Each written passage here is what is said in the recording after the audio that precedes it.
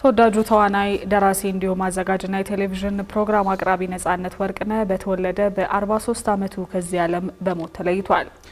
በበርካታ የመድረክ ቲያትሮች እንዲሁም ደግሞ ፊልሞች ብሎም የሬዲዮና የቴሌቪዥን ተከታታይ ድራማዎች ላይ ከመተወንም አልፎ በጣቢያችን የኢቢኤስ ቴሌቪዥን በሚተላለፈው የቤተሰብ ጨዋታ መሰናዶ ላይ ለበርካታ ዓመታት ተወዳጅ ሆኖ የዘለቀው ነጻነት ወርቅነህ ህልፈት ብዙዎችን ያስደነገጠ ሆኗል። ሪፖርተራችን አቤል አበበ በማስታወቂያ ስራዎቹ ጭምር የሚታወቀውን የተወዳጁን የጥበብና የሚዲያ ሰው የህይወት ጉዞ በተከታዩ ጥንቅሩ መለስ ብሎ ቃኝቶታል። እንመልከተው።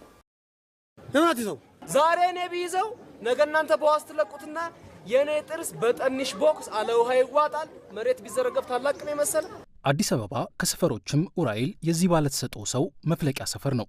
1975 ላይ ይቺን ምድር ሲቀላቀል የህፃን አድጎ የብዙዎች የደስታና የሳቅ ምንጭ ይሆናል ብሎ የገመተ ስለመኖሩ ያጠራጥራል። ገና በእድሜው ማለዳ ላይ አያቱ እግር ስር ድክ ድክ እያለ ያደምጠው የነበረውን ትረካና ተረት ከቤተሰቦቹ ተደብቆ ማስመሰልን ስራዬ ብሎ የያዘው ነጻነት ይህ የትላንት ተግባሩ ለዛሬ ስሙ መሰረት እያስቀመጠ መሆኑን አስቦም ገምቶም አያውቅም ነበር። ሆኖም ያን የተጀመረው ይህ የድግግሞሽ ልምምድና የልጅነት የውስጥ ለውስጥ ፍቅር የዛሬውን ተወዳጅ የጥበብ ሰው እያዘጋጀ ነበር የቆየው። ስለዚህ አብዛኞቹን ተረቶች ሁለቴ ሶስቴ ሰምቻቸዋለሁ። ስንዝሮ ሲባል ስንዝሮ መሆን፣ ጅላጅሎቹ ሲሆኑ ጅላጅል ወንድሞቹን ለመሆን እነዛን ለመሆን ስሞክር ደስ ይለኝ ነበረ። እስከ 8ኛ ክፍል ድረስ አርቲስት መሆን ሀሳብ አልነበረኝም። በአያት ተረክታሽቶ በጥበብ ፍለጋ ውስጥ ተጉዞ የቀለም ትምህርት ቤት ደጅን ሲረግጥ ደግሞ በትምህርት መሃል ያሉ የእረፍትና የጨዋታ ጊዜዎችን ከቀደመው ይበልጥ የመጎልበቻ ጊዜው አደረጋቸው። እናም ክፍሎችን ቆጥሮ 7 ላይ ሲደርስ በራሱ ብዕር በልጅነት አእምሮ የተቀመመች የመጀመሪያ ድርሰት አሰናድቶ የሴት ገጸ ባህሪን ጭምር ወክሎ በተዋናይነት በአዘጋጅነትም ከተማሪዎች ፊት ተሰየመ። 7ኛ ክፍል አንድ ድራማ ጻፍኩኝና የጉሊቷ እናቴ የሚል ካስታ አስጠናዋቸው። ከዛ ልጅቷ አልሰራም ማለች። እናቷና የምትሰራው ልጅ ተለማምደን እኮ ነው ባለቀ ሰዓት እኔ ልብስ ይዤላት ማዘር እንጀራ የምትጋግርበትን ሻሽ ምናምን ይዤላት ሂጄ አልሰራም ስትል እኔ ሰራሁት። እንደ እናት ሆኜ ሰራሁት። ፊቴ እንደዚህ ሸፈንኩ። ጺም የለም እኔ ላይ ያኔ አሪፍ ነው። ድምጽንስ እንዴት ተመጣ? ቀጠን እንደ አያቴ ነው። እንደ አያቴ ተቀምሰዋል ከእጅ ተቀምሰዋል። በኋላ ገና 7ኛ ክፍል ተማሪ ሆኖ ይህንን ያደረገው ነጻነት ብዙም ሳይቆይ አንድ ክፍል ከፍ ሲል ነበር የመጀመሪያው ሙያዊ ወይንም ፕሮፌሽናል የሚባል መድረኩን መጫወት የጀመረው። ትወና ህይወቱ ኑሮውና ፍቅሩ ነበርና የ8ኛ ክፍል ተማሪው ነጻነት በመጀመሪያ ቲያትሩ ላይ ለመተወን ከኡራኤል ወደ መርካቶ በእግር ማቅናት ርቆ የሚታየው መንገድ አልነበረም። የጓሮ ጌታ የሚባል ቲያትር ነው የምሰራው። በፕሮፌሽን የመጀመሪያ ፕሮፌሽናል ስቴጅ እሱ ነው። እዛ ላይ ሰዓት አድርጌ መግባት ነበረብኝ። እኔ በህይወቴ ሰዓት ኖሮኝ አያውቅም። አትወድም እንዴ? 8ኛ ክፍል ነኝ ገና ሰዓት በእግሬ ነው እንጂ መሄድኩት መርካቶ ነው የሚታየው ራሱ። እና ሲስተር ከኡራኤል መርካቶ በእግር ሄድክ? በጣም ቅርብ ነው እኮ። ጥበበኛ የመሆን ጉጉቱ እዚህም እዚያም እያለ ትወና ባለበት ሁሉ እንዲገኝ ይገፋፋው የነበረው ነጻነት የመጀመሪያ የሆነውና ካምፓስ የተሰኘው ፊልም ላይ ሲተውን ከ1400 ብር የዘለለ እንዳልተከፈለውም ተናግሮ ያውቅ ነበር።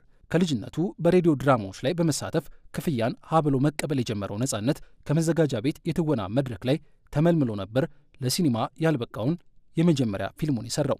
በፊት በይቅርታ ምሽት የሚባል ቲያትር ሰራ ነበረ ማዘጋጃ ቤት እና እንዴ ያኔ በመታየት ነው። በቃ አዳራሽ ትታይና ነው ካስት የምትደረገው። 1400 ብር ምናምን ሳይከፈለን አይቀርም። የዛን ጊዜ በልጅነቴ 300 ብር ተከፍሎኛ ቃል በደቂቃ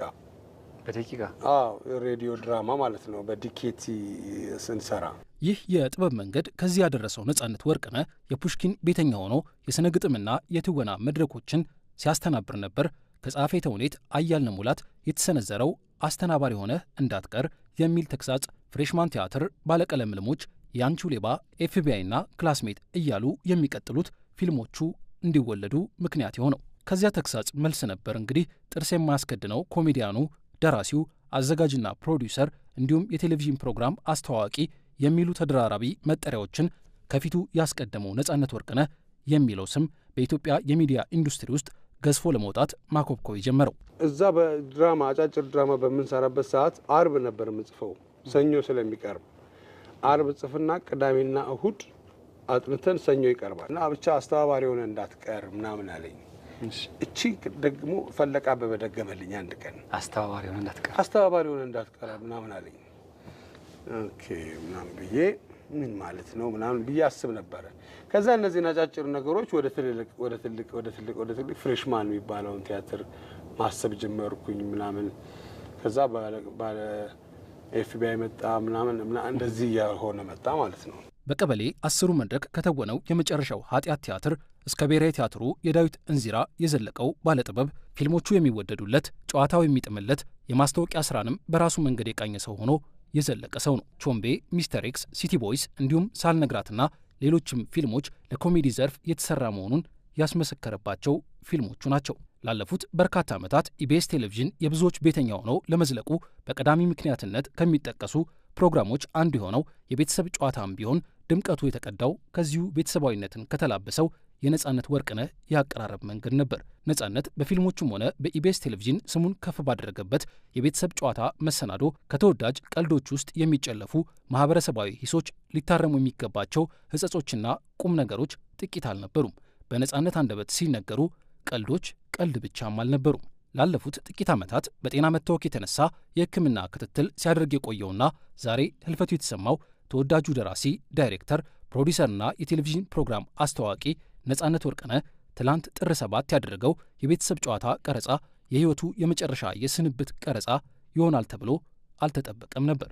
ሆኖም ይህ የመጨረሻ ቀረጻውን ባከናወነበት ማግስት በኢቢኤስ የዘለቀውን የዓመታት የቤተሰብነት ቆይታውን እንዲሁም በፈገግታው ያደመቃቸውን ወዳጅ አድናቂዎቹን ተሰናብቶ በህልፈት መሰናበቱ የግድ ሆኗል።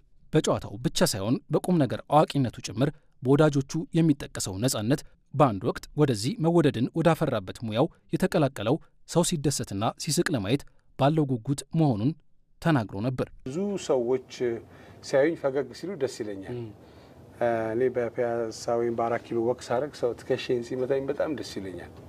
እንዳለው ይሰማኛል፣ ከሰዎች መሀል እንዳለው ይሰማኛል። እና እኔ በጣም ማከብረው የሰው ልጅ ነው፣ በጣም ወደው የሰው ልጅ ነው።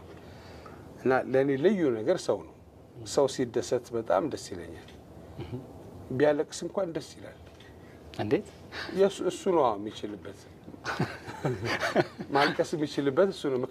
1975 ዓመተ ምህረት ላይ የተወለደው ተወዳጁ ተዋናይ፣ ደራሲ፣ አዘጋጅና ፕሮዲሰር እንዲሁም የቴሌቪዥን ፕሮግራም አስተዋዋቂ ነጻነት ወርቅነህ ባለትዳርና የ3 ልጆች አባት የነበረ ሲሆን ከዚህ ዓለም በሞት የተለየውም በዛሬው ዕለት በተወለደ በ43 ዓመቱ ነው።